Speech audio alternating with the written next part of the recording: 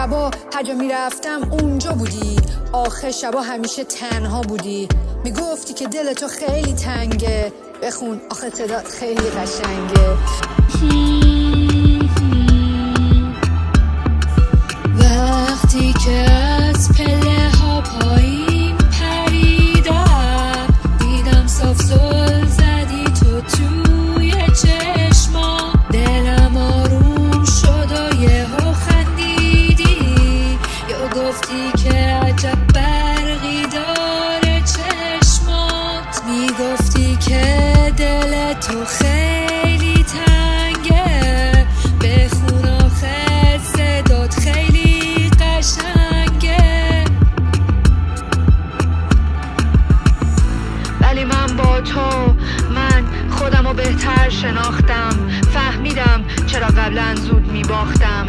تو اومدی و نشستی پشتم مثل کوه، گرم میشه دلم با تو زود زود. تو همیشه میگی برام بخون، تو زمستون سرما برف بارون.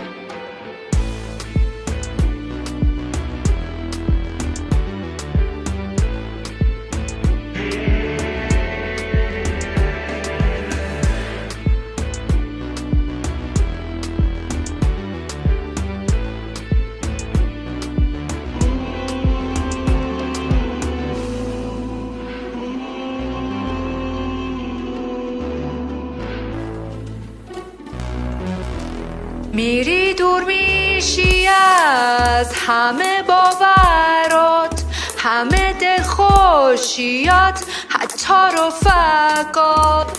نمیگم همیشه همه چی بوده خوب خوب، یه روزایی هم بوده خیلی شور. دوباره ضربان قلبا رفته بالا، خنده قشنگی روی لبها.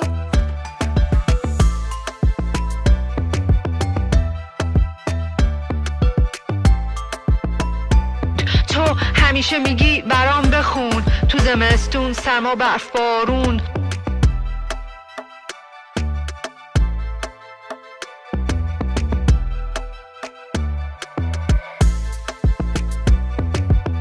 تو اومدی و نشستی پشتم مثل کوه، گرم میشه دلم با تو زود زود. تو میگی برام بخون، تو زمستون سرما برف بارون. حالا اینجاییم اون سر دنیا که فصلا جا به جاست، پاییزا اینجا جای بهاراست.